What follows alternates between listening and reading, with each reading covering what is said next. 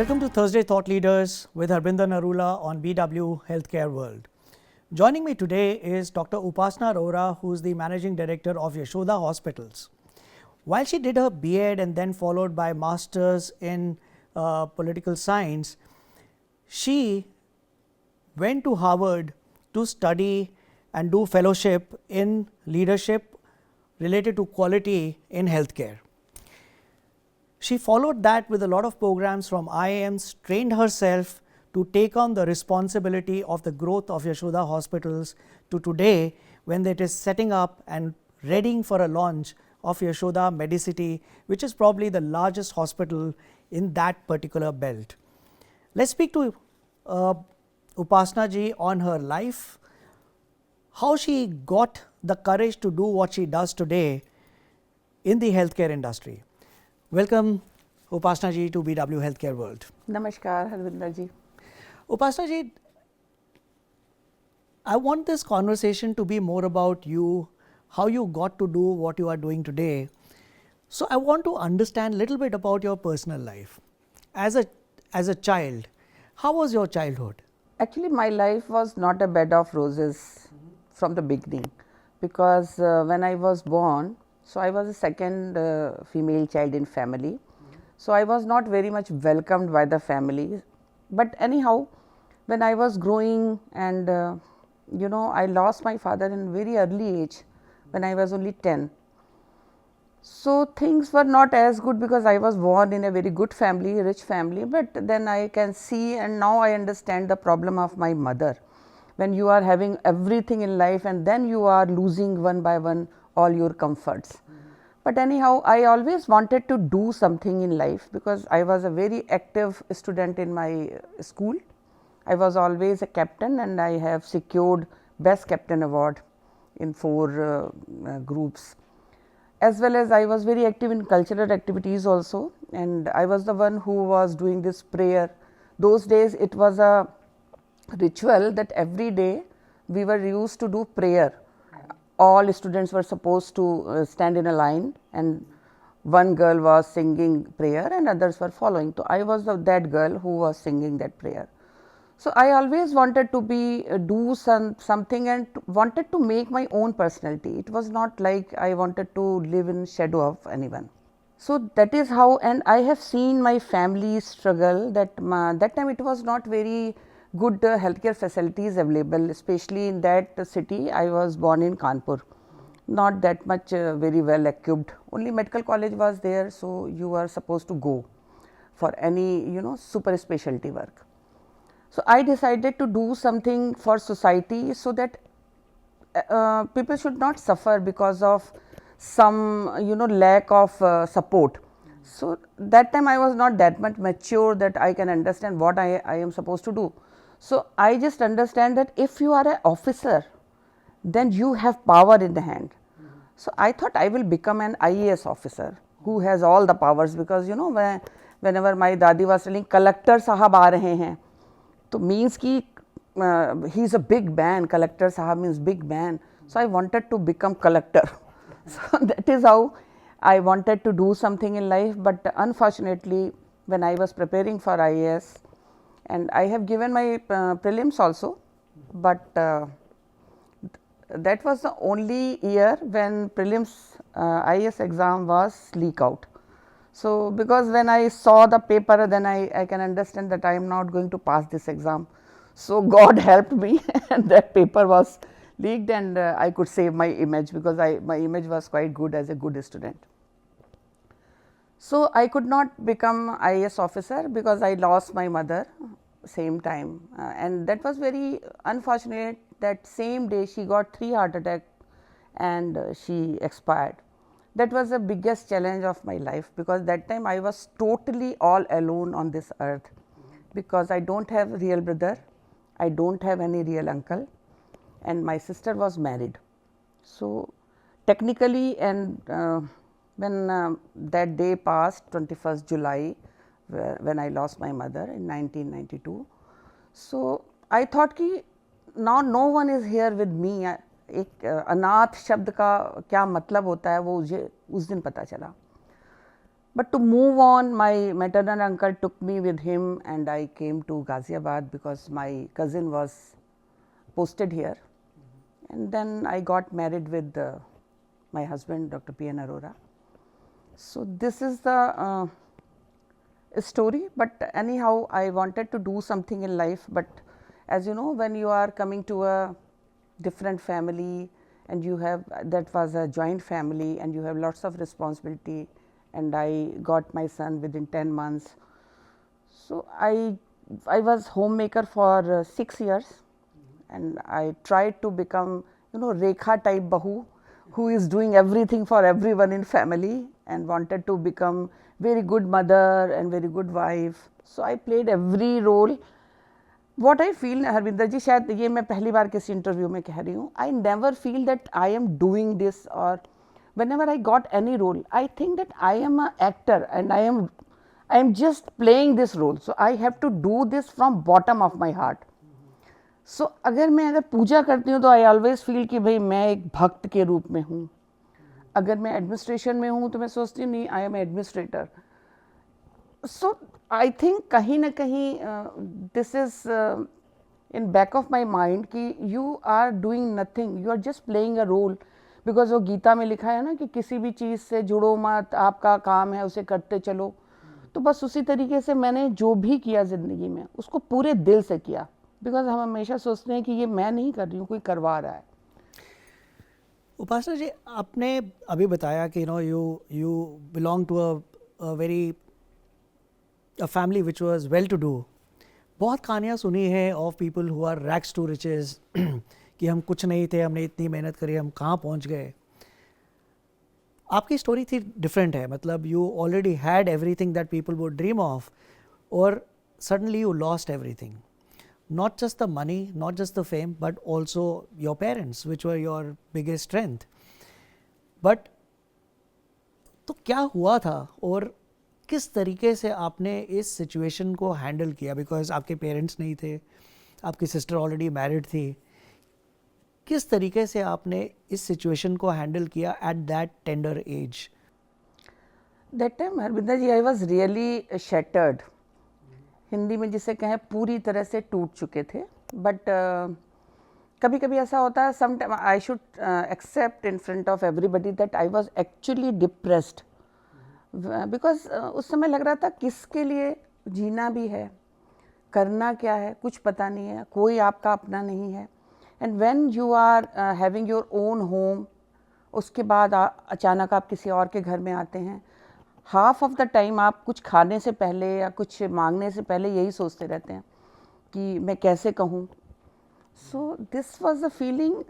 But when I got married तो मुझे कम से कम एक बड़ा सुख मिला, एक संतोष मिला कि now I have my own husband and my own family. अंदर से बहुत, मैं आपको बताऊं, आज भी सब कुछ होने के बाद भी पेरेंट्स नहीं है, ये दुख मुझे हमेशा रहता है. और मैंने एक बार अपना कोई कोर्स था आर्ट ऑफ लिविंग का, जिसमें पास्ट लाइफ दिखाते हैं और समथिंग, उसे कहते हैं इटर्निटी कोर्स. उसमें बहुत सारी चीज़ें उन्होंने दिखाई और उससे आपको ये पता चलता है what is bothering you most. तो मुझे पता चला कि मुझे सबसे बड़ा जो दुख है वो यही है कि I don't have parents. Because मुझे लगता है संसार में आपको आपके माँ बाप के अलावा कोई भी उस तरह का प्यार नहीं करता जिसे कहते हैं निश्चल प्यार. बट खुद को समेट के आगे बढ़ना, तो फिर मुझे लगा कि अब मैं कुछ, जब मुझे मौका मिला काम करने का, तो मैं आज भी उन लोगों की बहुत मदद करती हूँ जो मुझे लगता है कि कहीं ना कहीं सफ़र कर रहे हैं किसी भी वजह से, चाहे किसी बीमारी से, चाहे गरीबी से, चाहे उपेक्षा से लोगों की. Because there are many females I am dealing with जो दे फील लाइक कि वो हैं तो, लेकिन उनका कोई वजूद नहीं है, कोई उनकी सुनता नहीं है. तो इस वजह से मैं अपनी ओर से कोशिश करती हूँ हर उस आदमी की मदद करने की, क्योंकि मुझे वो दुख पता है. और जो आपने कहा कि पहले मैं अमीर से गरीब हुई, फिर जब हम लोगों की शादी हुई तब हम लोगों का एक 100 बेड का अस्पताल था. And I was driving Maruti 800. तो क्योंकि इतने ड्राइवर्स भी नहीं हुआ करते थे कि आप हर एक को अलग अलग गाड़ी ड्राइवर मिले, तो मैं ड्राइव करके बच्चा लेकर जाती थी पढ़ाने और जो भी ट्यूशन्स और वॉट एवर. सो उसके बाद हम लोगों ने जब शुरू किया 100 से 300 बेडेड, उसके बाद दूसरा हॉस्पिटल वो भी 100 था, उसे 300 बेडेड, उसके बाद कुछ और खोले अस्पताल, और अब हम जो मेडिसिटी बना रहे हैं। तो मैंने जीवन के दोनों पहलू देखे हैं, गरीब से अमीर, अमीर से गरीब। सो आई कैन अंडरस्टैंड कि कैसा फील होता है। बट हर स्थिति में खुद को स्थित प्रज्ञ रखना is the best thing, means neutral. स्थित प्रज्ञ is a very heavy Hindi word. आपने बताया आपकी शादी हुई, जब आपका बेटा हुआ आपने कुछ साल घर में बिताए because you were taking care of him. उसके बाद जब पहली बारी आप काम के लिए बाहर निकले to contribute towards the hospital, how was your experience? Because आप डॉक्टर तो हैं नहीं, आप अस्पताल में गए, वहाँ पे इतने सारे डॉक्टर हैं और आपके हस्बैंड हॉस्पिटल चला रहे हैं और वो डॉक्टर कई सालों से अस्पताल में काम कर रहे थे। तो जैसे एक नेक्स्ट जनरेशन बेटा होता है जिसको सबने बचपन से देखा है, वो पहली बारी जब ज्वाइन करता है उसको समझ नहीं आता मैं इन सबको कैसे हैंडल करूं, वो मुझे किस तरीके से देखेंगे। आपके क्या चैलेंजेस थे या आपको कैसा लगा उस टाइम पे जब आप अस्पताल आपने ज्वाइन किया, and when you are among all the doctors who are the backbone of the hospital? So जब मैं पहुंची थी शुरू के कुछ दिनों में, तो एवरीबडी वॉज जस्ट थिंकिंग, और मतलब वो क्वेश्चन मार्क मुझे दिख रहा था, because I am not a doctor, I am not a nurse, I am not a technical any technician, what she will do, why she is here. So then everybody was thinking कि अरे चलो HR देख लेगी। तब HR का इतना concept भी नहीं हुआ करता था कि there is HR different department and something. So I started interacting with everyone, and then I started doing some account thing. But that was not me who can be happy with. You know, there are few females or few males also, few persons who feel satisfied whatever they are doing, and they feel कि वाह चलो हमें कुछ करना था, हमने कुछ कर लिया. But I was not like that. तो मुझे लगा ये तो कुछ अलग करो. You have to create some impact if you are working. That is how I started computerization and different all the modern facilities which was available. That time Google was also not there ना, तो अभी तो सब लोग Google करके बहुत कुछ पढ़ लेते हैं. तो I was supposed to research very hard कि भाई कहाँ पे क्या हो रहा है. ऐसे मैंने अपना सफ़र शुरू किया था. एंड अभी जब मैं सोचती हूँ, जब वो लोग मुझे मिलते हैं, कुछ लोग जो मेरे साथ उस हॉस्पिटल में काम करते थे, उसमें से किसी ने तो मुझसे पूछा ही था आप यहाँ क्या करेंगी. तो अब जब कभी मेरी उनसे मुलाकात होती है और वो जब देखते हैं कि आज बहुत से लोग हैं जो मुझे मेरे नाम से जानते हैं, तब वो बहुत खुश होते हैं और कहते हैं अरे आपने तो कमाल कर दिया. तो आई फील लाइक कि अगर if you put all your hard work and you should have that kind of concentration on something. ऐसा नहीं है कि आपने बहुत सारी चीज़ें शुरू करी और आप एक भी चीज़ ख़त्म नहीं कर पाए.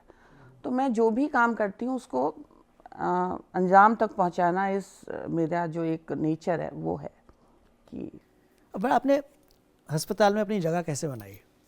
आपने ऐसा क्या किया जो people started listening to you, you know, they एक फीलिंग आती है कि ये एक वाइज इंसान है, इनसे सलाह मशवरा कर लो, ठीक है. और उस पॉइंट से आज जब when you are managing such a large hospital, building a even larger hospital, इस मुकाम पे पहुंचने के लिए आपने अपनी जगह कैसे बनाई अस्पताल में? ये बहुत मुश्किल था Harvinder ji. It was not a easy task. तो मेरे को हमेशा ये लगता था कि मैं whatever I am doing, it should not be like this कि भाई मिसेस PN अरोरा हैं, टाइम है, घर में काम नहीं है तो आके बैठ गई, थोड़ा टाइम पास कर रही हैं. That is Y I started studying. और मेरे जीवन का जो टर्निंग पॉइंट आया वो आया 2008 में, जब मैंने फर्स्ट टाइम, एक तो हमने अप्लाई किया NABH के असेसमेंट के लिए, और मैंने बाहर निकलना शुरू किया. मैंने अपना एक स्टॉल लगाया, CII की एक कॉन्फ्रेंस थी हेल्थ केयर की, वहाँ निकली. तो मुझे लगा कि लोगों को हम बहुत कुछ अच्छा काम कर रहे थे. मतलब गाज़ियाबाद की पहली न्यूरो सर्जरी हमारे यहाँ हुई थी. प्राइवेट में अगर मैं कहूँ तो शायद UP की ही हुई होगी, उस ज़माने में तो बहुत ही कम था. और हम लोग पूरा डायग्नोस्टिक रन करते थे. But no one was aware outside of Ghaziabad. So I thought I should tell everyone कि which kind of good work we are doing. So but अगर आप कुछ कहते हैं then you should have some knowledge. तो मैंने फिर बहुत सारी पढ़ाई करी. पहले तो मैंने अपना लीन मैनेजमेंट का कोर्स किया, देन मैंने CII का असेसर कोर्स किया, फिर मैंने NABH का असेसर कोर्स किया, फिर मैंने IAM के बड़े सारे कोर्सेज किए. Then I got an opportunity. किसी ने मुझे बताया, बिकॉज NABH की वजह से I am always very passionate about patient safety and quality, कि हार्वर्ड में एक कोर्स है, आपको एक एप्लीकेशन भेजनी है and if they select you. So I decided I will write this application. मैं किसी की हेल्प नहीं लूँगी और किसी का रेफरेंस नहीं लूँगी, मैं खुद लिख के भेजती हूँ. लेट मी सी कि मेरे अंदर कैपेबिलिटी है या नहीं है. नहीं है तो देर इज़ नो यूज़ ना कि आप किसी और बाहर वाले से लिखवा के आप भेज दें. Any how I got that seat. So that was a best experience of my life. हम लोग फिर से वापस, ऐसा लग रहा था 2016 की बात है ये, कि हम फिर से कॉलेजिएट हो गए हैं और जाके पूरे दिन पढ़ना. Then what they were doing, they were giving us training hands on. मतलब हमें सारे बड़े बड़े हॉस्पिटल्स में गए, हमने ये भी देखा मैसाचुसेट्स में जहाँ एनेस्थीसिया शुरू हुआ था. तो उसमें आपको कॉन्फिडेंस बहुत आता है when you are sitting with all the big people and you are able to you know interact with them, you are able to answer their questions. And वहाँ पे जो फर्स्ट, जब हम लोग को सर्टिफिकेशन होता है उसके पहले आपको अपनी प्रेजेंटेशन करनी होती है. तो आई गॉट A+, बिकॉज मैं ना बहुत कहते हैं मशीन की तरीके से नहीं प्रेजेंटेशन करती हूँ. इट शुड बी थोड़ी ह्यूमरस, थोड़ी lively.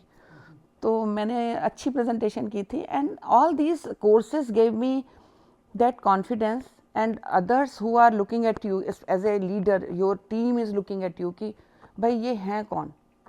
So now everybody understand. And उसके बाद हार्वर्ड हमने अपने यहाँ बुलाया, हार्वर्ड मेडिकल स्कूल के डीन हमारे यहाँ आए और पूरे बहुत सारे लोग आए थे. And when they appreciated my hospital and they appreciated me in front of my team, so that is how you gain confidence कि I can do it.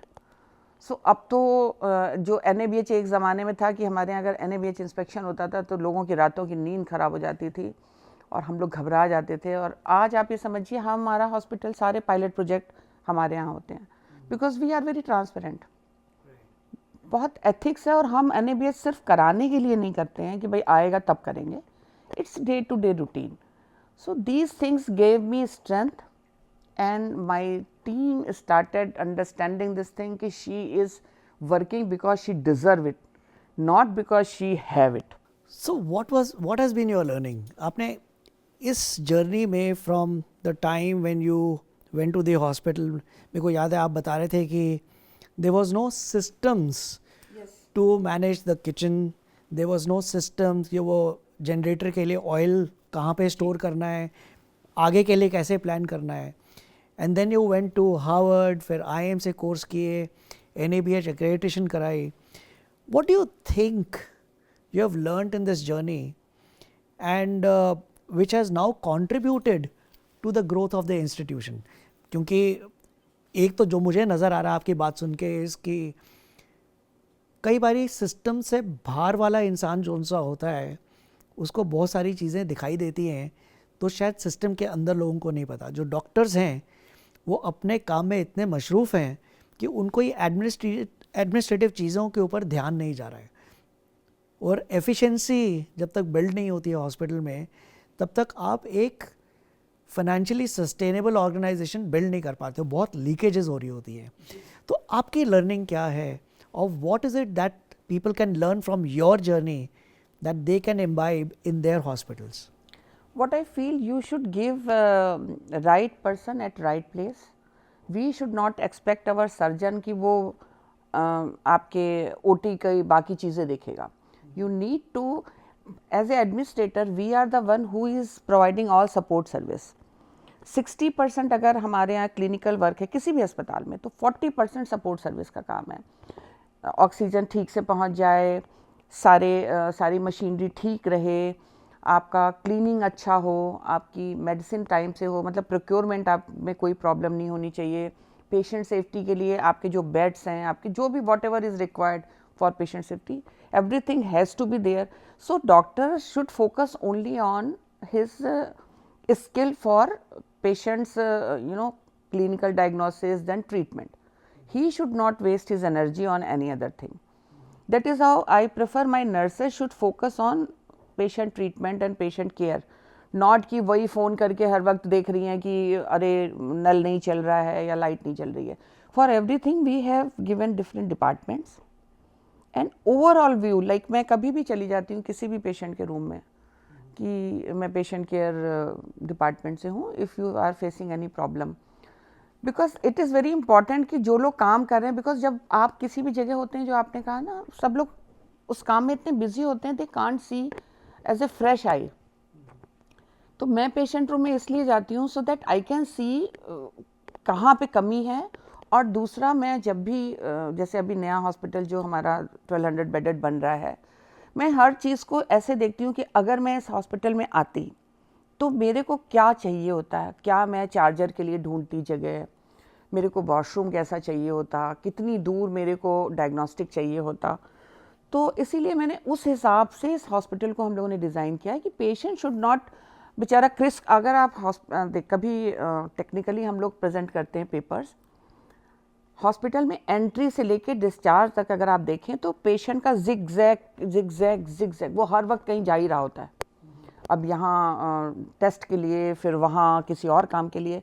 That is why we made our जो हमारा emergency department है fully equipped with radiology, with ICU, with everything. So patient जब तक settle नहीं होता, he has to be settle there with all facilities. तो खुद को हमेशा अपने पेशेंट की जगह रख के देखो, only then you can provide that kind of person. Lovely. Upasana ji, अब आप जो हॉस्पिटल सेटअप कर रहे हैं, 1200 बेड का हॉस्पिटल है, it's a very large project that you have taken upon yourself. इसका थॉट कहाँ से ट्रिगर हुआ था? How did you think about this? It's a very massive project that you have taken on. ये काफ़ी सालों से, चूँकि Yashoda is my mother in law and she was a cancer patient, so उनकी याद में ही पहला हॉस्पिटल शुरू हुआ था. तो जब हम लोगों ने कई सारे हॉस्पिटल बना लिए, तो ऐसा हम लोगों ने सोचा कि कुछ, ये तो छोटे छोटे 300-400 बेड के अस्पताल बन गए, कुछ एक ऐसी चीज़ बनाओ जो नॉर्थ इंडिया में ना हो. हम इंडिया का दावा इसलिए नहीं कर सकते क्योंकि हिंदुस्तान बहुत बड़ा है और बहुत सारे लोग बहुत कुछ कर रहे हैं. साउथ में तो बहुत बड़े बड़े हॉस्पिटल्स हैं. तो हमें लगा कि हम नॉर्थ इंडिया में, आप देखिए, बहुत बड़े हॉस्पिटल्स नहीं हैं. स्पेशली आप जितना अंदर जाते जाएंगे ना, ईस्टर्न और ये सब, तो वहाँ हेल्थ केयर फैसिलिटीज़ ही बहुत कम है. सो ये सोचकर हमने इसको बनाया. और इसका जो, अगर आप एक बड़े अस्पताल के अंदर बहुत सारे छोटे अस्पताल हैं, जैसे मदर एंड चाइल्ड की लिफ्ट अलग है, उसका सारी फैसिलिटी अलग है, कैंसर की पूरा डिपार्टमेंट अलग है. एक बार आप वहाँ गए तो आपको इधर उधर नहीं जाना है. You will get all the facilities then and there only, so that patient should feel comfortable. So that is how we wanted to create some footstep in healthcare, कि जाने से पहले कुछ अच्छा करके जाए. आपने एक, बहुत लोगों को पता नहीं है कि आपने एक IVF related specific speciality centre भी चला रहे हैं. How did you think about setting up? I mean, I've seen that vision going from 100 bed to 300 bed, 300 bed to now 1200 beds. एक स्पेशलिटी IVF सेंटर का ध्यान कहाँ से आया? मेरा is there some story behind it? ऐसा तो नहीं कह सकते, लेकिन मैंने ये मान के चलती थी मैं, जब हम लोगों ने अपना हॉस्पिटल, मैंने IVF सेंटर इसलिए ईस्ट दिल्ली में बिल्कुल अलग खोला है. मेरा हमेशा से मन था कि देखिए, बहुत सारे लोग हैं जो इस समय परेशान हैं. Reason behind this late marriages and lots of stress, तो they are not getting pregnant easily. मैं चाहती थी कि मैं किसी एक्सपर्ट के साथ काम करूं और बहुत एथिकल काम करूं. तो फिर मुझे ऋषिकेश पाई के साथ काम करना था. तो I was working with gyne foxy. They wanted कि हम, उनकी एक बहुत बड़ा कैंपेन चल रहा था एनीमिया एलिमिनेशन का. तो डॉक्टर पई उस समय इनके प्रेसिडेंट हुआ करते थे फॉक्सी के. तो they came to my hospital for that purpose.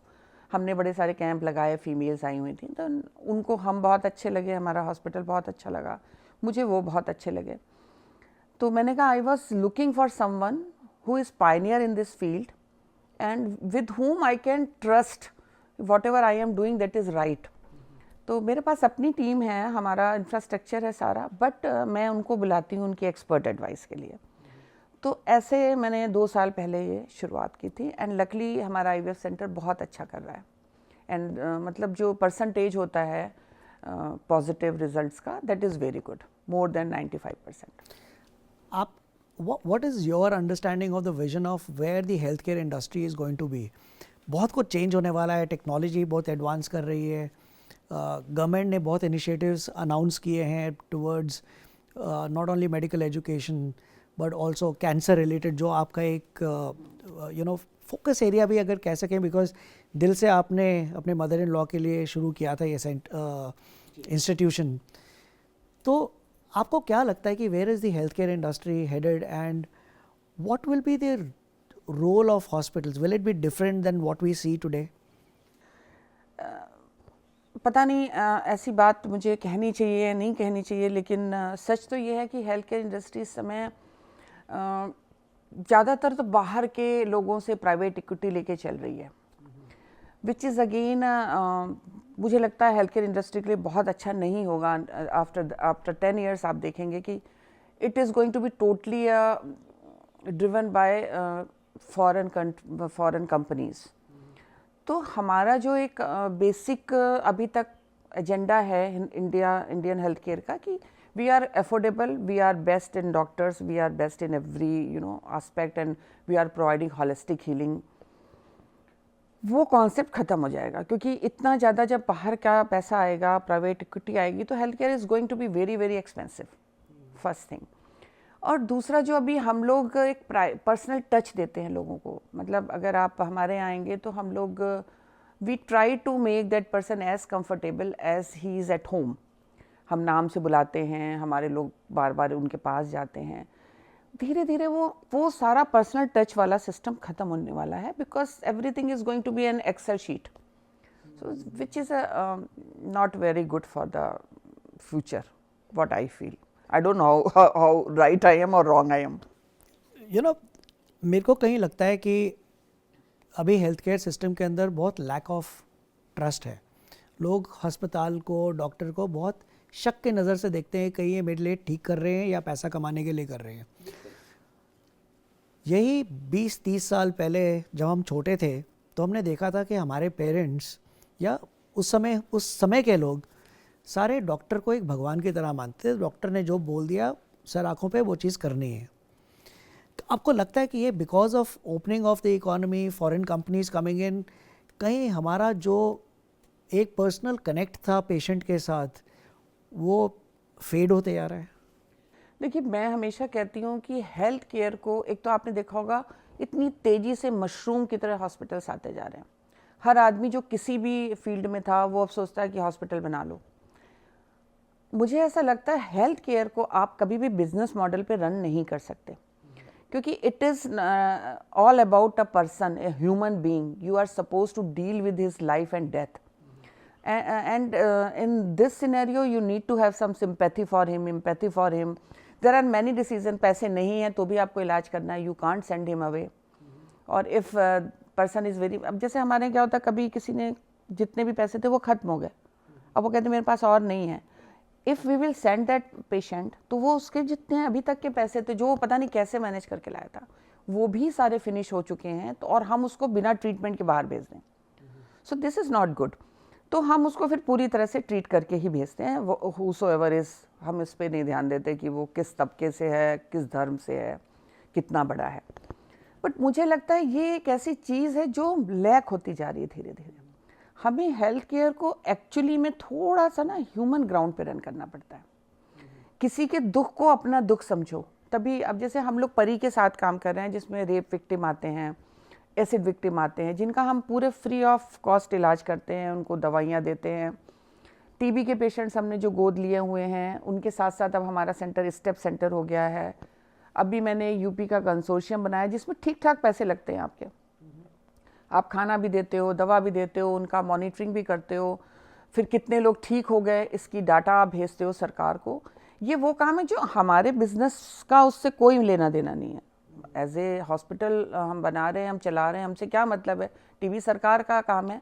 But I feel कि अगर हर आदमी यही सोच ले कि सब काम सरकार करेगी, तो हम लोगों का आपको समाज के प्रति जिम्मेदारी है। दूसरा, मुझे ऐसा लगता है, आपने जो भी इतनी देर में मेरी कहानी सुनी, कि मैंने अपनी ज़िंदगी में बहुत प्रॉब्लम्स देखे हैं, तो मुझे लगता है भगवान ने और समाज ने हमको बहुत कुछ दिया, तो अब समय है कि हम कुछ वापस करें। और मुझे लगता है हेल्थ केयर के पास सबसे बड़ी ताकत है। आप बीमार आदमी को अगर सचमुच में, अगर जो ज़रूरतमंद है उसको इलाज करते हो, तो इससे बड़ी ब्लेसिंग कुछ नहीं हो सकती। और हम लोग को तो बहुत अच्छा है, हम काम भी कर रहे हैं और पुण्य भी कमा रहे हैं, both the things are together. बिल्कुल, I think it's a very very important thing that you have mention. I think इसी को at the fundamental level, core level पे एम्पैथी जो बोलते हैं हेल्थ केयर के अंदर, यही चीज़ होनी चाहिए। उपासना जी, हर एंटरप्रेन्योर को, हर बिजनेस पर्सन को मैंने ये सीखा है, समझा है, सुना है कि अपनी हेल्थ पे फोकस करना बहुत ज़रूरी है, बिकॉज आप काम कर सकोगे तो आप कब कर पाओगे आगे, ठीक है ना। और जहाँ तक मेरे को मालूम है, I have known you for some time, you are dealing with a lot of multiple health concerns of your self. How do you deal with your personal life when it comes to your physical self and cope up with the pressures? मैंने मतलब from the time I've known you, which has been now few years, मैंने आपको मतलब इतना active इंसान नहीं देखा कि सुबह निकल के रात तक आप बस मीटिंग्स कर रहे हो, भाग रहे हो इधर से उधर. How do you cope up with this stress of managing such life? Actually I am suffering from autoimmune disease, तो उसमें autoimmune disease is actually silent killer and it is going to ruin all your body parts one by one.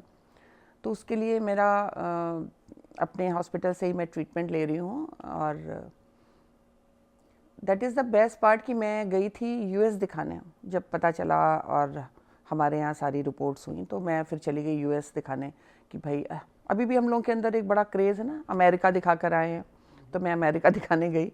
So I was not able to even walk, मैं wheelchair पर गई थी. तो वहाँ पे उन्होंने जब मेरा सारा वर्कअप देखा, तो they said that doctor was American doctor, doctor Ronaldo McKenzie. He said, best treatment you are getting and what you are doing here, best doctors are Indian doctors. So you go back to your country and get your treatment there. वो एक dialogue था जिसने मुझे इतनी strength दी कि भाई मैं कितने सेफ हैंड्स में हूँ, मेरे डॉक्टर्स कितने अच्छे हैं.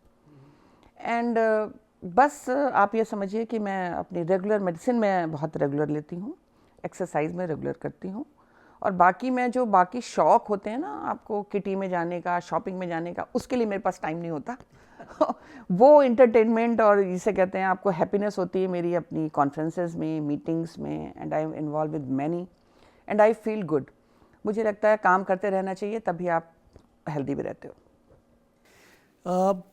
बहुत लोगों को ये नहीं पता है कि people see your style, people see your lifestyle, people are seeing the growth that the institution is getting, and lot of perceptions and assumptions are being made by people.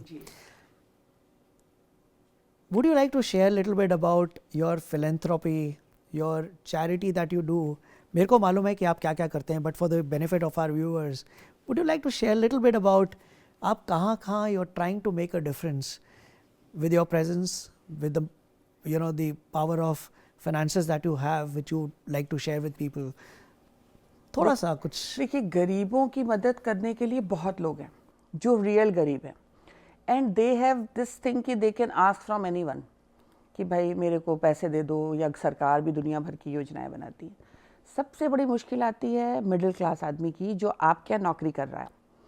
अब उसको बच्चे को भी अच्छे स्कूल में पढ़ाना है, उसको एक अच्छा लाइफ स्टाइल भी मेंटेन करना है, because he is so called accountant और समथिंग समथिंग. तो एक तो मैं ऐसे बहुत सारे बच्चों को पढ़ाती हूँ, सबके बच्चों को, जिनको मैं, बहुत सारे बच्चे ऐसे जो अब इंजीनियर बन गए, आईआईटी में पढ़ रहे हैं, and I am paying there fees. मतलब वो बच्चा पैदा हुआ है मेरे सामने, और उसकी नर्सरी से लेके आज इंजीनियरिंग तक की पढ़ाई हम करा रहे हैं. दूसरा, मैं कोशिश करती हूँ उन लोगों की मदद करने की जो समाज के सामने नहीं आ सकते. ऐसी बहुत सी फीमेल्स होती हैं जो अच्छे घरों में भी हैं, लेकिन they are not financially independent. तो we are trying to help them in many forms. कहीं हम उनको काम दिलवा देते हैं इस तरह का जो वो वर्क फ्रॉम होम कर लें अगर उनके अंदर किसी भी तरह की स्किल है. और स्पेशल ओलंपिक भारत में जैसे दिल्ली की पूरी जिम्मेदारी मैंने ले ली, लेकिन ये बातें कही हुई हैं जो सबको पता हैं.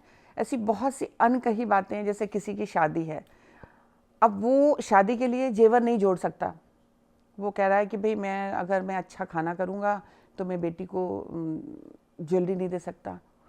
तो वो चीज़ें हम लोग ऐसे करते हैं कि किसी को भी पता ना चले और उसकी इज्जत भी बनी रहे. बिकॉज जो मैंने अब तक समझा है, सबसे बुरी हालत में है आपका मिडिल क्लास. वो किसी से मांग नहीं सकता. तो ऐसे लोगों को हम हर तरह से मदद करते हैं, उनको क्लोथ से लेके एजुकेशन से लेके उनके ड्रीम्स तक, जो भी उनकी फैंसी ड्रीम्स होते हैं वो भी. अब किसी का मन है कि जी मैं एक अच्छा बैग लूँ but she can not afford, तो I can at least give her. आप वुमेन एंटरप्रेन्योरशिप की काइंड ऑफ एम्बेसडर भी जानी जा सकती है with the kind of effort that you are making, with the kind of work that you are doing.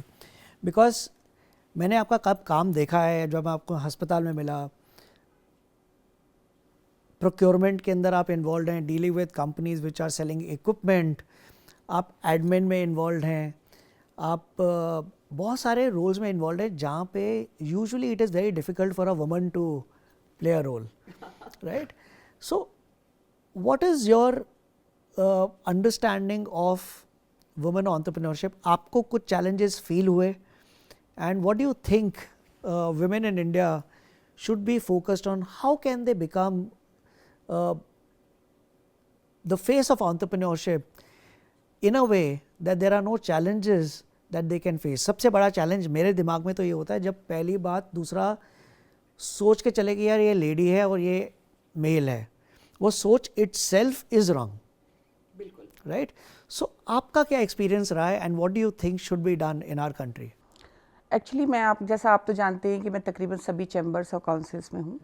I won't name that council, but वहाँ पर vice president का election था and I was chair for my own health care. So किसी ने पूरे room में अकेली lady मैं थी. अभी भी आप मेरी बहुत सारी पिक्चर्स देखेंगे जिसमें अकेली लेडी होती हूँ मैं. तो किसी ने मेरा नाम प्रपोज किया कि वाइस प्रेसिडेंट के लिए हमारे पास एक फीमेल है, तो वी शुड डू मतलब give her name and she has to B.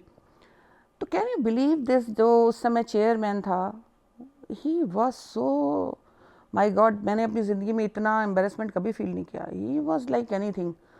She is a female, how she can take role of such a responsible position, she can not do it, you need to understand, and then blah blah blah.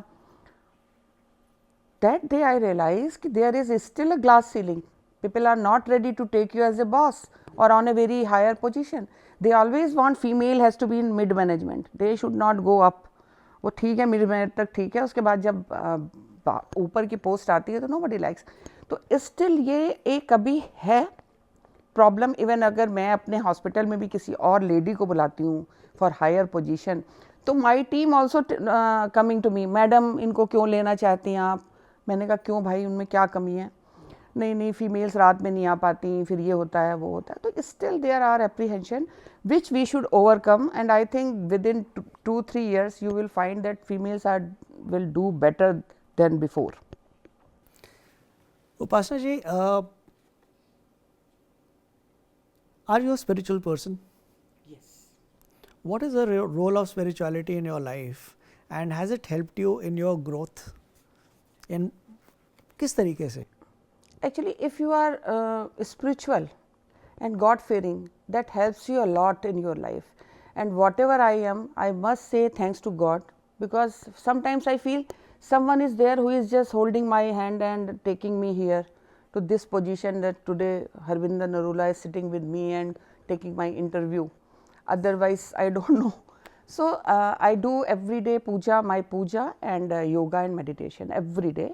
From last 20 years I am doing this. This is my regular practice, and I always feel that God is always with me. And success stories आपको उन्हीं की मिलेंगी जिनके अंदर कहीं ना कुछ spiritual nature जिनका होता है. बिकॉज अगर आप ये सोचते हैं कि हम ही सब कुछ कर रहे हैं, we are the one who has done, मैं ही भगवान हूँ, ऐसा नहीं होता. दुनिया में कितने लोग मेहनत कर रहे हैं, क्यों नहीं सब लोग सफल होते? तो वी शुड बी, और मुझे लगता है हम ये भी नहीं कहते कि आप हिंदू धर्म मानो कि किसी और धर्म को मानो, समवन इज देयर जो हम सबको देख रहा है। तो I am a very spiritual person. If you will come to my hospital और my home, you can see lots of देवी देवता. एज एन एंटरप्रेन्योर, मतलब आपने तो खैर जब आप बिजनेस में आए, एक इंस्टीट्यूशन ऑलरेडी चल रही थी, किसी एक लेवल पे चल रही थी, आपने उसको बढ़ा के नेक्स्ट लेवल पे लेके गए. बहुत सारे लोग हैं जो, since you believe in the challenges of a middle class, बहुत सारे बच्चे हैं जो मिडिल क्लास फैमिली से आ रहे हैं, ज़िंदगी में कभी बिजनेस उनकी फैमिली में किसी ने किया नहीं है, और कहीं ना कहीं हमारे इंडियन सिस्टम में हमें ये भी समझाया जाता है कि पुरानी एक सोच मानी गई थी कि बिज़नेस तो सच्चाई से होता नहीं है, यार बिज़नेस वालों की बात अलग है, हम सर्विस क्लास लोग हैं, हमें बिज़नेस समझ नहीं आता है. और कहीं ना कहीं उनके ड्रीम्स को दबा देते हैं. ठीक है, बहुत सारे बच्चे, specially girls, are wanting to come out, break the barriers and do something of their own. What is your message to them कि क्या चीज़ करनी चाहिए अपने फैमिली वैल्यू सिस्टम्स को नज़र रखते हुए, नॉट मतलब एक रेबेल करे बिना, आप कैसे कुछ एक मकाम हायर स्टेचर अपने लिए क्रिएट कर सकते हैं? सबसे पहले तो मैं हर उस फीमेल को ये कहती हूँ, अभी भी मैं जिस भी फोरम में होती हूँ कहती हूँ कि वुमेन एम्पावरमेंट का मतलब ये नहीं है कि आप घर में झगड़ा करो, सड़क पे झगड़ा करो, हर जगह झगड़ा करो, ये बताओ कि जी मैं फीमेल हूँ और आपने ऐसा किया. ऐसा नहीं है. रादर जितना आप हम्बल होंगे, जितना आप डाउन टू अर्थ होंगे, जितना आप जो फीमेल के गुण हैं जो हम लोगों को एक नर्चर किया है भगवान ने, वैसे रहेंगे, उतना ही आप सक्सेसफुल होंगे. You can't fight with your husband just to tell कि I am a working women. It's not like that. दूसरा, हम अपने हॉस्पिटल में हर जो नए बच्चे जिन्होंने कुछ आत्मनिर्भर भारत के तहत बहुत से लोगों ने बहुत कुछ नया नया बनाया, तो मैं उनको हमेशा मौका देती हूँ, क्योंकि कोई तो होगा जो उनको शुरुआत करवाएगा. अगर हर आदमी ये कहेगा कि नहीं अभी तो तुम्हारा ये प्रोडक्ट कहीं बिका ही नहीं है तो हम तो लेते नहीं हैं, मैं वो चीज़ें लेती हूँ जो डायरेक्ट पेशेंट को टच में नहीं है या उनको हार्म पहुँचा सके, ऐसी कोई चीज़ मैं नहीं करती. But there are many things. नए नए बच्चे मैं देखती हूँ IIT से पढ़ के आ रहे हैं और क्या क्या बना रहे हैं और दे रहे हैं. तो ऐसे बहुत सारे स्टार्टअप्स को मैंने अपने यहाँ मौका दिया है. फ्रेशर्स को आप अगर नहीं रखोगे या उनको मौका नहीं दोगे तो बेचारे उनका, जैसे कहते हैं ना, मनोबल टूट जाता है. तो मुझे लगता है अपने ऊपर पूरा भरोसा रखो. जो भी काम कर रहे हैं नए बच्चे, सबसे पहले तो आपको कॉन्फिडेंस होना चाहिए. और मुझे ऐसा लगता है एथिकल काम इज़ द बेस्ट थिंग. जब तक आप सच्चाई और ईमानदारी से काम नहीं करते, हम बिज़नेस में हैं, मैं तो अस्पताल को बिज़नेस भी नहीं कहती, हम जिस काम में हैं, हमारे यहाँ कोई भी गलत काम नहीं होता. हम कभी किसी डॉक्टर को कोई टारगेट नहीं देते. हमने आज तक अपनी कोई ROI तक नहीं निकाली. Everybody is asking me sometimes ना, हम कहीं ग्रुप में होते हैं, उपासना जी आपका ये क्या है? मैंने कहा भाई हमें पता नहीं क्या है, हम तो बहुत अच्छा काम कर रहे हैं और ईश्वर की कृपा से हमारा सब काम होता जा रहा है. तो समटाइम्स एक गाना और भजन गाने का मन करता है, मेरा आपकी कृपा से सब काम हो रहा है. मेरे दिमाग में अभी वही आया था. सो आई फील. और दूसरा, सक्सेस हार्ड वर्क से बढ़ के कुछ नहीं है. If you want to take lift and reach to the top, that is not possible. Success के लिए you have to take stairs, one by one जाओ. बहुत जल्दी में जो लोग चलते हैं वो मुंह के बल गिरते हैं. और मैंने ऐसा कुछ लोगों को देखा, कुछ लोगों को मैंने मौका दिया एज ए स्टार्टअप. उन्होंने सोचा वो रातों रात अमीर बन जाएंगे और सीधे BMW में ही घूमने लगेंगे, विच इज़ नॉट पॉसिबल. अगर आप सच्चाई के रास्ते पे चल रहे हो तो समय लगता है. आप देखिए 35 साल में यशोदा कहाँ पहुँच पाया अब तक, और लोग 3 साल में 35 अस्पताल बना लेते हैं, तो हम 35 में 3 बनाते हैं. तो कुछ तो फ़र्क है. तो आराम से चलो, सच्चाई से चलो, ईमानदारी से काम करो, सक्सेस तुम्हारे कदम चूमेगी ही चूमेगी. मेरा मानना ये है कि कोई भी मकान तब तक लॉन्ग लास्टिंग नहीं हो सकता जब तक उसकी बुनियाद स्ट्रांग नहीं है. ठीक है. मेरा आखिरी क्वेश्चन आपसे उपासना जी, और ये मैं बहुत लोगों से पूछता हूँ, कुछ जानने की कोशिश कर रहा हूँ, समझने की कोशिश कर रहा हूँ. हेल्थ केयर पुराने समय में एक मिशन होती थी लोगों की, मतलब या तो गवर्नमेंट प्रोवाइड कर रही थी या फिर फिलेंथ्रोपिस्ट या इंडस्ट्रियल फैमिलीज इन्वेस्ट करते थे लोगों को as a way of giving back. Over a period of time ये बिजनेस बन चुका है. जैसे हमने बात करी है कि बहुत सारे फॉरेन इन्वेस्टमेंट भी आ रही है because it's a big opportunity that they are seeing. कहीं ना कहीं इसमें हम अपने मर्यादा को भूलते जा रहे हैं और प्रॉफिट और प्रॉफिटियरिंग के बीच में जो एक बहुत थिन लाइन है वो क्रॉस होती जा रही है. How can we build trust in the health care system and ensure, because profit बनाना भी ज़रूरी है. अगर आप प्रॉफिट नहीं निकालेंगे तो आप अपडेट नहीं कर सकते, नए इक्विपमेंट नहीं ले सकते, बेटर टीम्स नहीं इस्टेब्लिश कर सकते. लेकिन प्रॉफिट को मोटिव बनाना वो शायद गलत बात है, या एडवांटेज लेना एक पेशेंट की. हम कैसे इस कल्चर को बिल्ड कर सकते हैं ताकि जो हमारा पुराना वैल्यू सिस्टम है हेल्थ केयर का, इंडियंस का, वो कॉम्प्रोमाइज़ ना हो? देखिए, जो सबसे बड़ी बात है, मैं अपने हॉस्पिटल में अपनी टीम को समझाती हूँ कि अगर आप, जैसे अभी आप मेरे घर पे आए तो आप अपना बैग बाहर नहीं रख के आएंगे कि भाई कोई ले जाएगा. नेचुरली हर आदमी अपना बैग भी अपने पास रखना चाहता है, फ़ोन भी अपने पास रखना चाहता है. लोग अपने माँ बाप, अपना बच्चा, अपनी बीवी, अपने बच्चे हमारे भरोसे पर ओटी में भेज देते हैं, आईसीयू में भेज देते हैं. उन्हें क्या पता हम क्या कर रहे हैं. सो दिस इज़ फेथ, और health care is all about faith. So we should keep this faith always alive. हमें इसके साथ कभी कोई खिलवाड़ नहीं करना चाहिए. दूसरा, जैसे मेरे आईसीयूज़ में किसी भी डॉक्टर के लिए कोई इंसेंटिव नहीं रखा है हमने. They are proudly on salary, because I don't want कि हर पेशेंट पे हर शिफ्ट का डॉक्टर आके कोई ना कोई प्रोसीजर करे. सो आई वांट, हमारा काम है, ये हेल्थ केयर इंडस्ट्री का काम है कि वो पेशेंट के दिल में फिर से वो वाला भाव जगाएं जो हम लोगों के ज़माने में था कि डॉक्टर भगवान है. And when they come to your place they should feel relaxed, they should not be in tension. या आपने कोई टेस्ट लिखा तो वो पहले 4 लोगों से पूछे कि भाई ये सही कर रहे हैं कि गलत कर रहे हैं. मेरे से आज भी कोई अगर किसी और हॉस्पिटल में होता है और मुझे फ़ोन करता है कि ज़रा ये पर्चा दिखा लेना, तो मैं हमेशा कहती हूँ जहाँ इलाज करा रहे हो उस पर विश्वास रखो. अगर आप विश्वास नहीं रखोगे तो आपको इलाज भी नहीं लगेगा. तो it's a basically two way process, जिसमें पेशेंट को डॉक्टर पे विश्वास करना चाहिए और डॉक्टर को इस लायक होना चाहिए, हेल्थ केयर को, नॉट ओनली डॉक्टर, पूरे सिस्टम को इस लायक होना चाहिए कि उन पे भरोसा किया जा सके. तो ये दिल जीतने वाली बात है, और दिल तभी जीता जाता है जब आप सच्चाई से काम करते हैं. अगर आप पेशेंट केयर में कहीं पर भी लूप होल्स आते हैं just to save money, that is not good. हम पेशेंट सेफ्टी में कोई भी कंप्रोमाइज़ नहीं करते. हम पत्थर भले ही सस्ता लगा लेते हैं कि भाई अगर हमें कॉस्ट कटिंग करनी है तो हम पत्थर नहीं लगाएंगे सतवारियों, भाई हम कुछ और लगा लेंगे. बट हम पेशेंट के जो भी इक्विपमेंट लेंगे, बेड लेंगे, उसकी टेबल लेंगे, वो everything has to be up to the mark. And साथ ही जब पेशेंट एंट्री लेता है किसी अस्पताल में तो उसे पहले ही रिसर्च करके आना चाहिए कि भाई ये कैसा अस्पताल है. और मुझे लगता है एथिकल प्रैक्टिसेस बहुत जल्दी दूर दूर तक जाती हैं. जैसे बहुत सारे डॉक्टर्स मेरे साथ इसलिए काम करने के लिए जुड़े हुए हैं बिकॉज दे आर, उनकी पूरी फैमिली मेरे यहाँ इलाज कराती है, because they know that we are doing right practices. तो ये एक समय आ गया है जो मुझे लगता है अब हम लोग एज पे हैं, जहाँ हमें अब हेल्थ केयर को ना एक मोड़ लेने की ज़रूरत आ गई है कि हम फिर से वापस अपनी, जैसे अब आप देख रहे हैं हिंदुस्तान वापस अपनी जड़ों से जुड़ रहा है. हम सब सनातन की बात कर रहे हैं, हम सब अपने पुराने ज़माने की बात कर रहे हैं फिर से. तो मुझे लगता है अब हेल्थ केयर के लिए भी वो समय है. और मॉडर्न साइंस को हम लोग अगर आयुर्वेदा और बाकी विद्याओं के साथ जोड़ के, मैं इस अस्पताल में भी हॉलिस्टिक हीलिंग प्रोवाइड कर रही हूँ. हम आयुर्वेदा, होम्योपैथी सब कुछ दे रहे हैं, सो दैट जो पेशेंट आया वो बेचारा परेशान होकर बाहर ना जाए.